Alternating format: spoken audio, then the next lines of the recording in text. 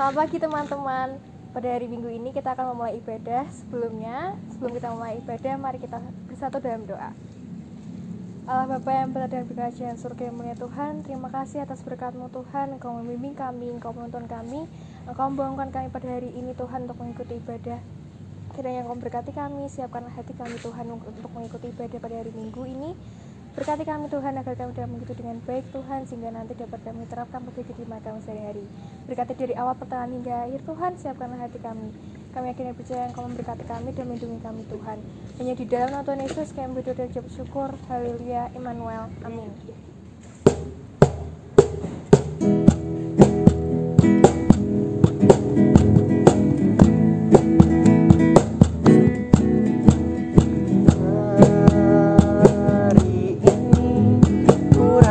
Bahagia berkumpul bersama saudara seiman.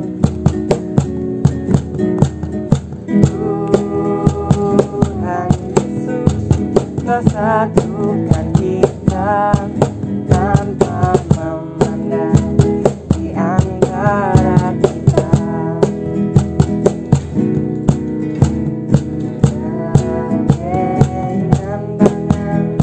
Dalam kasih, dalam satu hati, berjalan dalam terang kasih Tuhan. Kau sahabatku, kau saudaraku, tiada yang dapat memisahkan kita.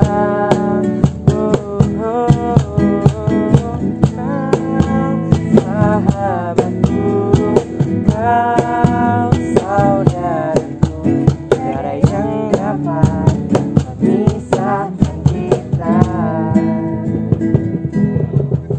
Sebelum memasuki firman, kita akan menyiapkan hati kita dengan menyanyikan lagu Ku Mau Cinta Yesus.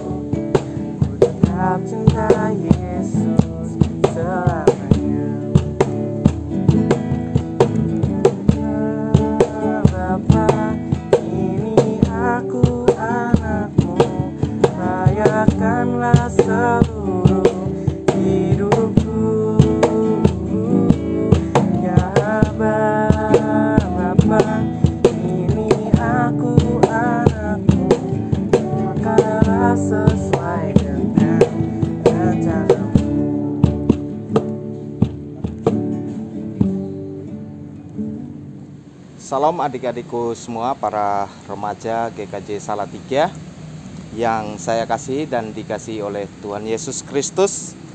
Sebelum kita memulai firman Tuhan, saya mengajak kita semua untuk berdoa. Mari kita berdoa. Bapa kami yang berada di dalam surga, Bapa yang mengasihi kami, Bapa yang tidak pernah meninggalkan kami di masa-masa kesukaran kami pada saat hari ini. Kami mengucap syukur karena Engkau masih mempertemukan kami walaupun melalui ibadah daring ini. Tetapi kasih dan anugerah Tuhan tetap nyata dalam kehidupan kami. Pada saat ini kami hendak membaca dan merenungkan firman Tuhan. Biarlah curahan Roh Kudus-Mu selalu melingkupi kehidupan kami, sehingga firman-Mu selalu nyata di dalam tindakan dan perbuatan kami setiap hari. Terima kasih ya Tuhan. Amin. Adik-adikku yang dikasihi oleh Tuhan kita Yesus Kristus, saya mengajak kita semua sama-sama membuka Alkitab dan akan membaca dari kitab Keluaran pasal 1 ayat 8 dan pasal 2 ayat 10. Demikian firman Tuhan. Kemudian bangkitlah seorang raja baru memerintah tanah Mesir yang tidak mengenal Yusuf. Ketika anak itu telah besar, dibawanyalah kepada putri Firaun yang mengangkatnya menjadi anaknya dan menamainya Musa. Sebab katanya, karena aku telah menariknya dari air. Demikianlah firman Tuhan buat adik-adik dan kita semua pada minggu hari ini. Salam adik-adikku semua, adik-adik yang dikasihi oleh Tuhan kita Yesus Kristus. Semoga berada dalam kondisi dan kesehatan yang terbaik karena karya dan anugerah Tuhan di dalam kehidupan adik-adik semua hingga pada saat ini. Walaupun dalam beberapa bulan ini kita banyak mengalami masa-masa dan situasi sulit akibat adanya pandemi COVID-19, sehingga hampir semua kegiatan aktivitas kita di luar harus dibatasi dan kita harus melakukannya dari rumah seperti sekolah, ibadah dan lain sebagainya, yang tentunya ini adalah hal yang tidak biasa bagi kita sebelum kita mengalami masa pandemi ini. Nah, adik-adik yang dikasihi oleh Tuhan kita Yesus Kristus, selama kita mengalami masa-masa dan situasi pandemi COVID-19, tentunya banyak kekhawatiran dan kecemasan yang kita alami. Banyak berita-berita ataupun informasi-informasi yang kita terima yang membuat kita jadi takut dan hampir hilang rasa kepercayaan. Tetapi puji Tuhan, hingga pada saat ini kita masih diberikan kesempatan, masih diberikan kekuatan, masih diberikan rasa sukacita untuk kita tetap melanjutkan kehidupan kita, walaupun banyak hal yang harus kita buang, banyak hal yang harus kita pangkas, banyak hal yang harus kita ubah di dalam kehidupan kita, di dalam kebiasaan-kebiasaan kita. Tetapi kita yakin dan percaya Tuhan tetap berkarya bagi kita semua. Apapun yang terjadi, kita tidak akan pernah ditinggalkan oleh Tuhan kita Yesus Kristus. Adik-adik yang dikasihi Tuhan, demikian juga di dalam masa kelahiran Musa. Pada saat itu orang tua Musa juga mengalami situasi yang tidak mengenakan, situasi yang begitu mencekam dan menakutkan. Karena biasanya kelahiran seorang anak pada saat itu adalah peristiwa bahagia yang sangat dinanti-nantikan bagi setiap keluarga Ibrani. Nah, itu yang dialami oleh orang tua Musa, yaitu Amran dan Yokebed. Pasangan suami istri dari keturunan suku Lewi ini telah dikaruniai Tuhan sepasang putra dan putri masing-masing bernama Harun dan Miriam. Kini sang ibu mengandung lagi dan menantikan kelahiran anak ketiga. Tetapi tiba-tiba mereka dikejutkan dengan kabar bahwa Raja Mesir, yaitu Firaun, yang menggantikan Yusuf saat itu, mengeluarkan sebuah perintah untuk membunuh semua bayi laki-laki orang Ibrani. Firaun ini mengatakan, lemparkanlah segala anak laki-laki yang lahir bagi orang Ibrani ke dalam sungai Nil, tetapi segala anak perempuan dibiarkanlah hidup. Demikian bunyi perintah Firaun. Perintah ini sangat bertentangan dengan iman orang Ibrani. Iman orang Ibrani mengajarkan bahwa anak laki-laki adalah milik pusaka Tuhan. Mereka adalah pewaris tanah perjanjian yang telah dijanjikan kepada Abraham, Ishak dan Yakub, leluhur dari Amran dan Yokebed. Nah, perintah Firaun tersebut memperhadapkan Amran dan Yokebed yang adalah orang tua Musa ini pada keputusan yang sangat dilematis. Apakah harus menggugurkan janin atau menunggu sampai waktu melahirkan? Kalau nanti anak yang dilahirkan perempuan, ya tentu lolos karena tidak akan dibunuh. Tetapi bagaimana bila anak yang dilahirkan itu adalah laki-laki?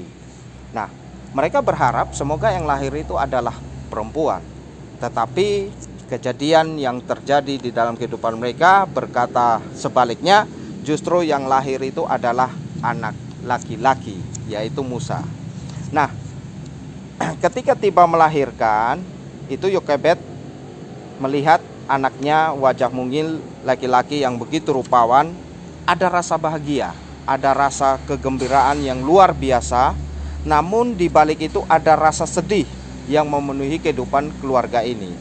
Rumah mereka tidak lagi aman, hati mereka tidak lagi nyaman, dan mereka takut sewaktu-waktu tentara dari Firaun itu akan datang merenggut anak mereka untuk membunuhnya. Itulah salah satu episode dari kisah tragis dalam sejarah bangsa Israel yang terjadi pada 3.500 tahun yang lalu ketika bangsa Israel itu ditindas di Mesir. Nah, Firaun ini di dalam pemerintahannya memang adalah seorang raja yang otoriter yang hanya mementingkan dirinya sendiri, di mana dia tidak ingin ada yang bisa menggantikan kekuasaannya, atau bahkan dia tidak ingin bangsa Israel menguasai bangsa Mesir.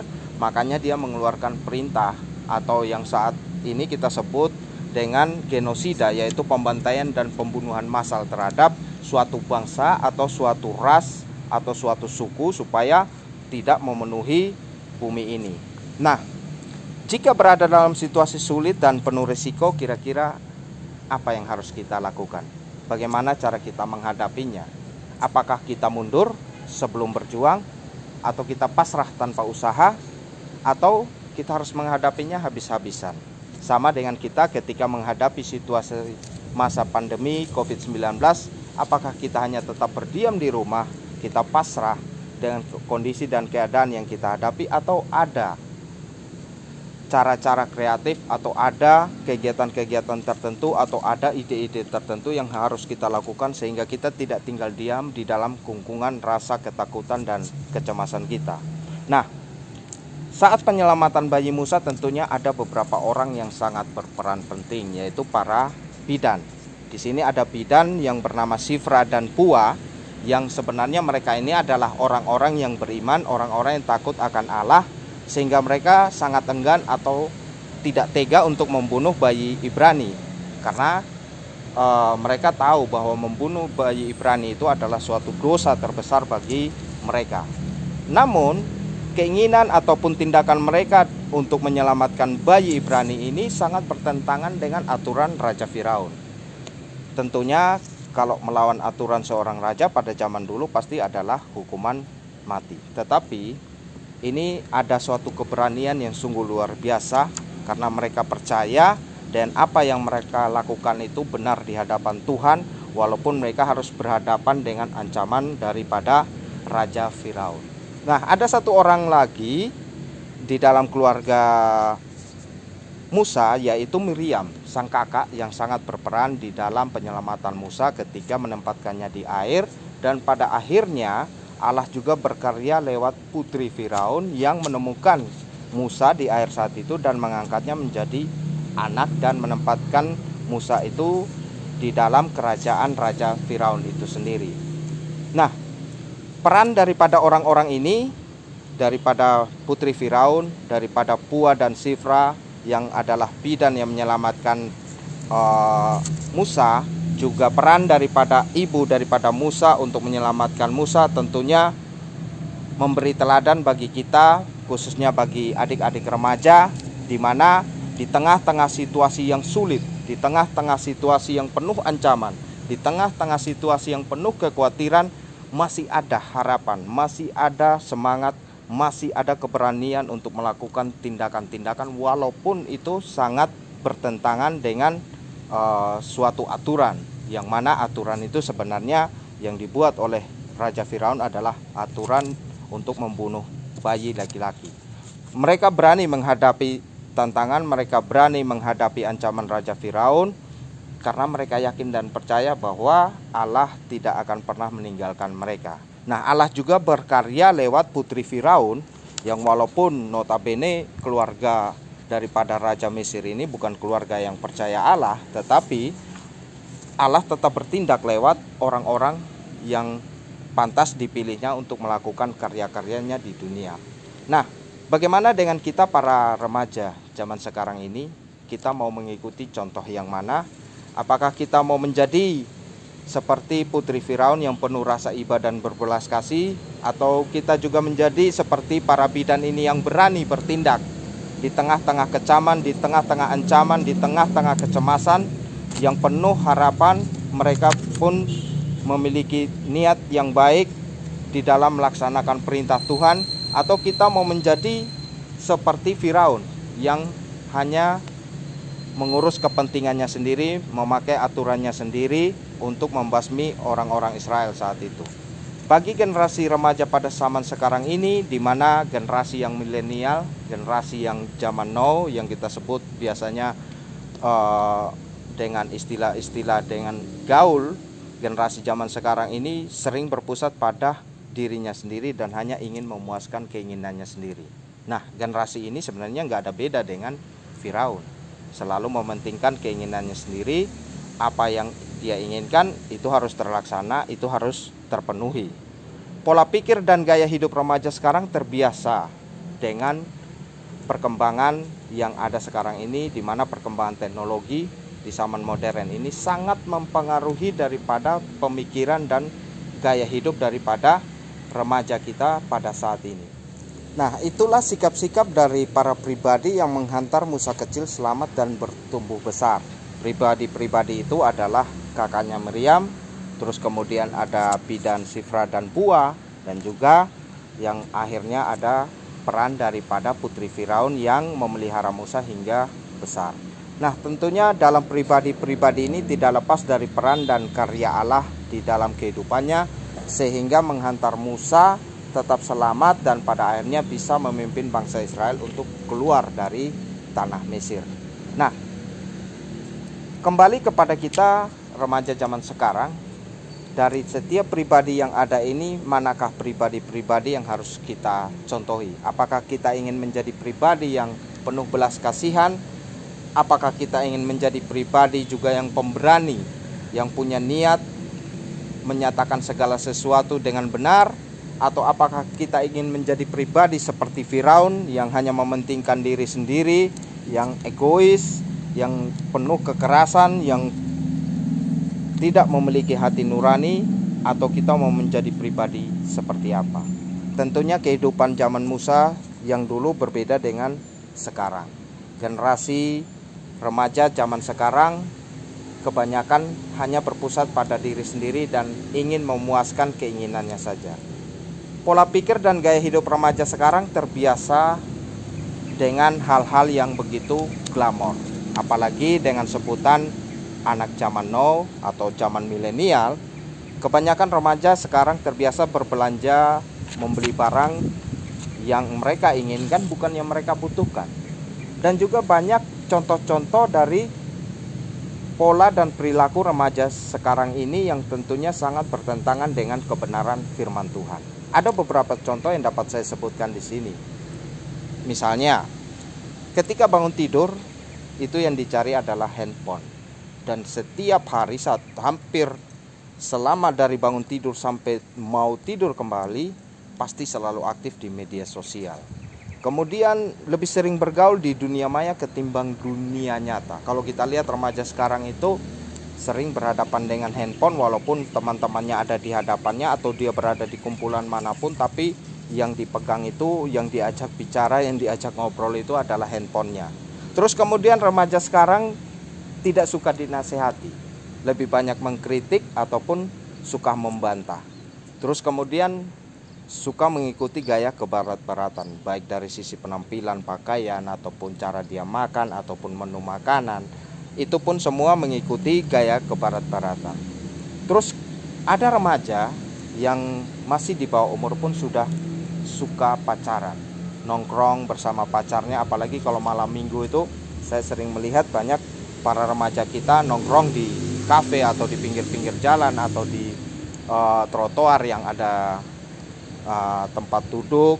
Itu sebenarnya pemandangan yang sungguh luar biasa pada saat ini, yang sebenarnya sudah tidak etis. Remaja zaman sekarang belum pada saatnya sesuai umurnya, tapi sudah bisa mencontohi dan melakukan perilaku daripada orang-orang dewasa. Nah, contoh lain daripada kehidupan remaja adalah misalnya segala momen, misalnya makan, jalan, atau kemanapun tempat dia kunjungi, pasti selalu diabadikan dengan foto, dimuat di Instagram, di Facebook, di YouTube. Apakah tujuan pamer atau cuma tujuan memberitahu temannya saya lagi ngapain? Nah, itu pasti memenuhi kasanah daripada foto. Biasanya bikin foto kolase, atau enggak bisa bikin pertunjukan TikTok, atau bisa bikin pertunjukan apapun yang kira-kira bisa menarik perhatian. Memang remaja sekarang itu lebih suka banyak menampilkan diri untuk menarik perhatian, baik perhatian lawan jenis, perhatian teman-temannya, atau perhatian daripada lingkungannya. Remaja saat ini sebaiknya menghindari hal-hal yang berdampak negatif, menghindari pergaulan bebas, menghindari narkoba, dan menghindari hal-hal yang dapat menjerumuskan Anda ke dalam kerugian kelangsungan hidup. Remaja sebaiknya memanfaatkan perkembangan zaman dan hal-hal positif yang sangat menguntungkan. Negara kita tidak hanya memerlukan remaja yang gaul, tetapi mencari remaja yang cerdas, handal, dan kreatif dalam memanfaatkan perkembangan zaman dengan baik. Tentu ada banyak sikap yang bisa kita ambil sebagai respon saat menghadapi situasi sulit dengan aneka rupa dampak yang mengikutinya. Sikap yang kita cermati hari ini di dalam kesadaran penuh akan kedaulatan Allah yang terlibat dalam memegang kendali atas situasi apapun seperti yang terjadi pada Bidan dan Putri Firaun adalah respon yang tepat dalam menghadapi situasi sulit yang bisa datang kapan saja. Inilah bukti dari iman dan percaya kita kepada Tuhan. Lalu apa ciri-ciri atau tanda kita mempercayai kebenaran firman Tuhan? Perbuatan, tindakan, atau respon seseorang adalah hal yang membedakan antara orang yang mengetahui dengan orang yang mempercayai firman Tuhan. Orang yang percaya firman Tuhan pasti bertindak sesuai dengan firman yang dia percayai. Banyak orang yang berasumsi yang penting bertindak saja, sekalipun belum mengerti.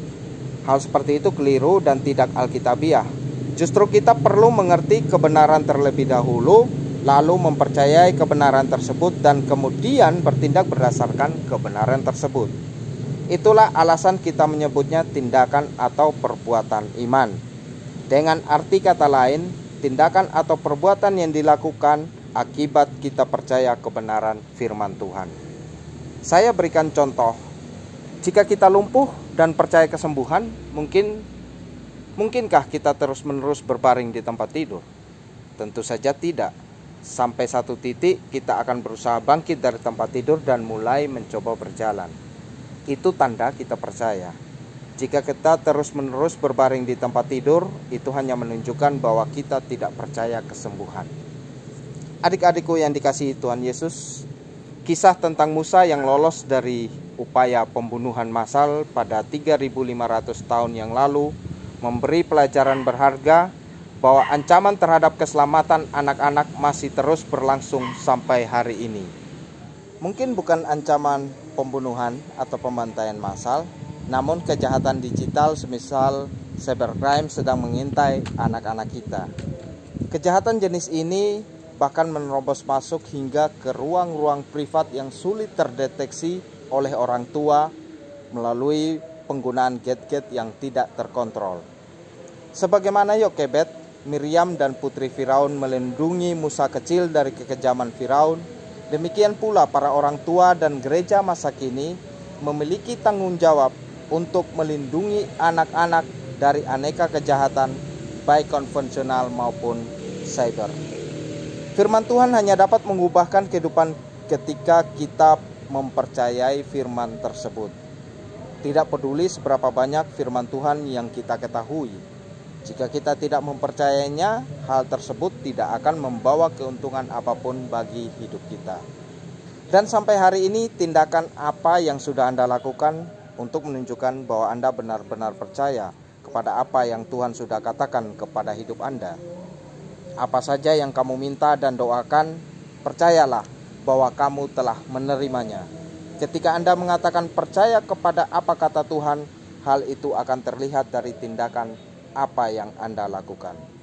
Anda dikatakan benar-benar percaya bahwa Tuhan memberikan kehidupan yang berkelimpahan kepada Anda saat Anda mulai bertindak, serta mensyukuri apapun yang Anda miliki. Semua akan terlihat dari tindakan Anda. Situasi sulit bukanlah jalan buntu di tangan Tuhan. Bisa jadi ia adalah pintu bagi kita untuk keluar dari segala kesukaran. Karena itu, percayakanlah seluruh hidupmu ke dalam tangan Tuhan dan bertindaklah sesuai kebenaran firman Tuhan dalam kehidupan kita. Amin.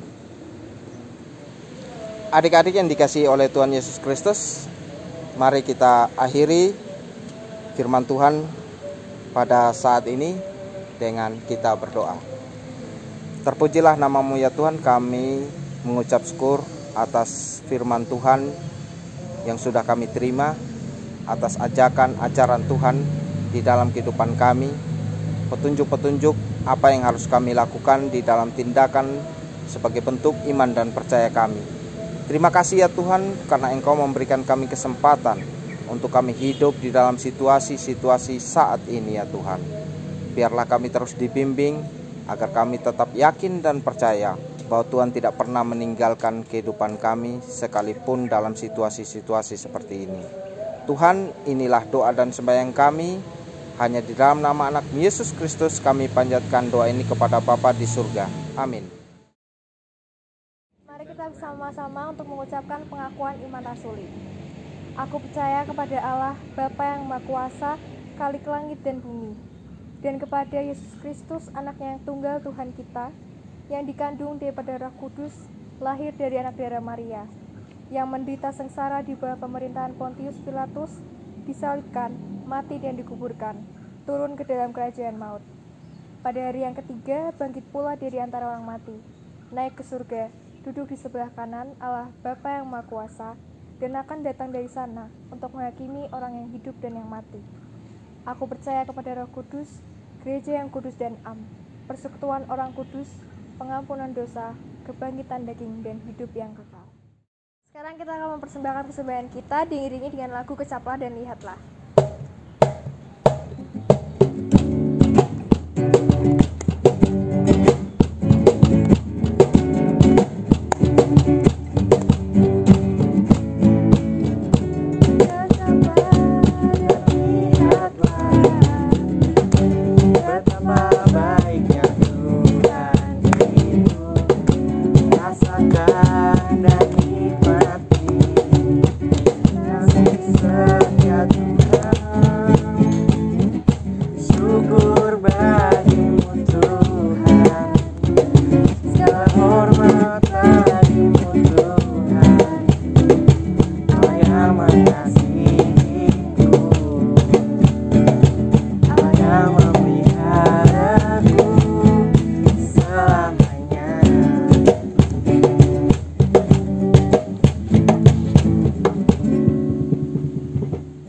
Teman-teman, kita berdoa.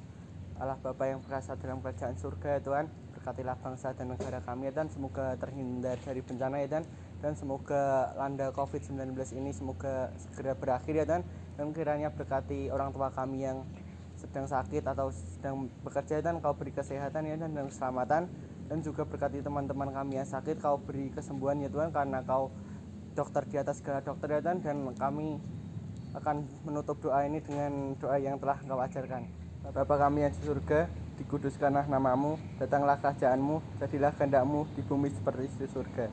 Berikanlah kami pada hari ini makanan kami yang secukupnya, dan ampunilah kami akan kesalahan kami, seperti kami juga mengampuni orang yang bersalah kepada kami. Dan janganlah membawa kami dalam pencobaan, tetapi lepaskanlah kami daripada jahat. Karena Engkaulah yang punya kerajaan dan kuasa dan kemuliaan sampai selama-lamanya. Amin.